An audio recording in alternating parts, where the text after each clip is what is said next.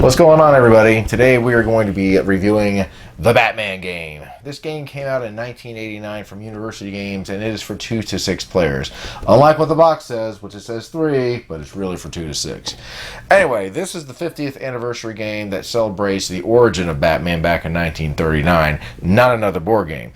Anyway, the object of this game is you're going to be trying to capture one criminal and then go back to the Batcave first. So, let's show you the Batman game.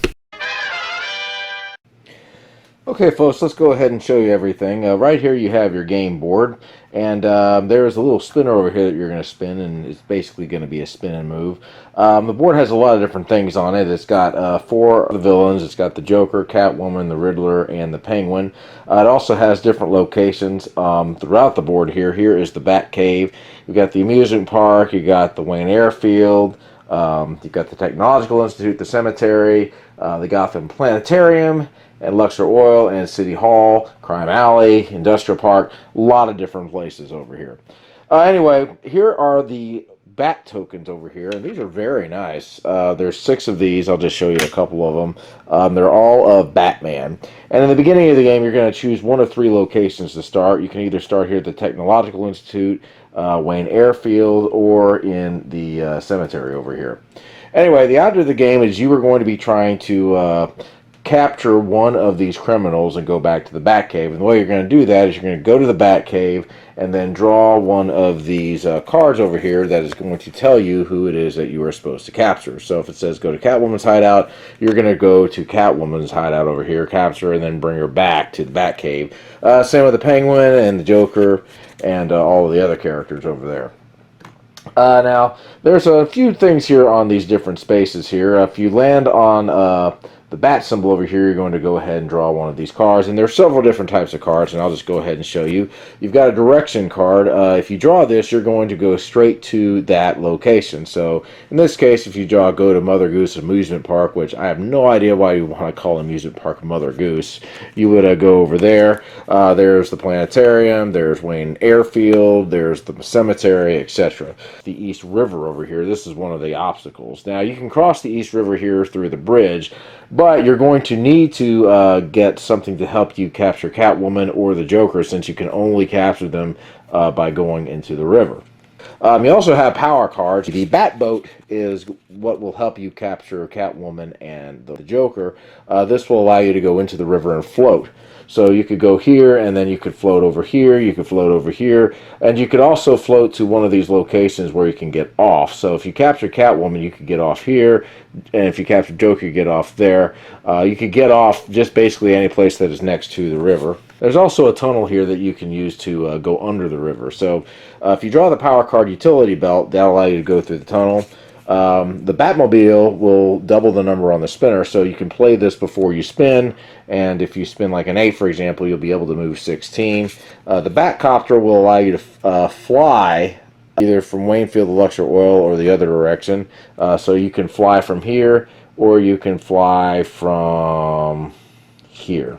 Fight any player, that basically means that you can choose somebody to fight. And there's a couple of ways you can fight them, and I'll talk about how that works. But anyway, if you wanted to fight somebody, you would just simply move that character over there, and then you would both spin the spinner.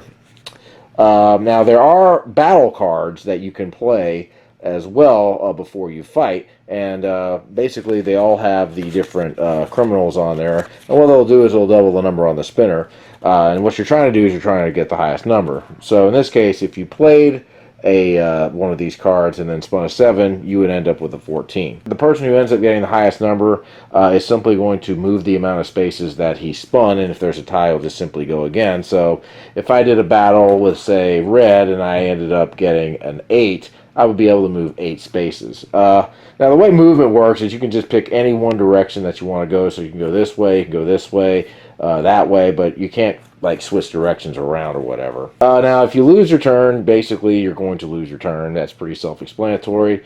If you land on the POW space, this is going to allow you to fight somebody. So again, you would just simply call somebody over there, and you'd have a battle with the spinner, so to speak. Also, if you land on somebody by exact count, you can do a battle that way. And basically what you're going to do is you're going to go to the Batcave, draw who you're supposed to capture, capture them, and then go back to the Batcave. And whoever is the first person that is able to do that is going to win the game. And that, ladies and gentlemen, is the Batman game.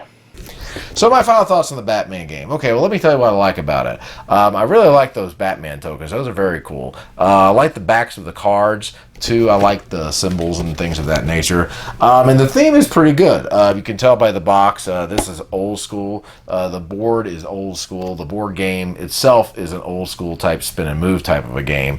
So I like the theme pretty well. Unfortunately, the gameplay is not all that great. Again, it's just simply you're going to spin a move, you've got a very simple goal, and occasionally you're going to get bounced around the board either by fighting or by cards that are going to tell you to go somewhere, and really that's it. There's really not too much to this game. I forgot to mention that this game does actually glow in the dark. The outer track will glow in the dark, and they have a little game to where you basically just have to race to get to the Batcave from one location to the next, and that is it. I mean, Candyland has more rules than that, so I really don't know why they decided to put the glow in the dark aspect in there. I guess maybe to try to sell more copies of the game, because you don't see a lot of glow in the dark games. But to me, I think they could have done a better job of making a different game with that instead of just a simple race to get to the Batcave. Would I recommend this game? Probably if you have kids that like Batman.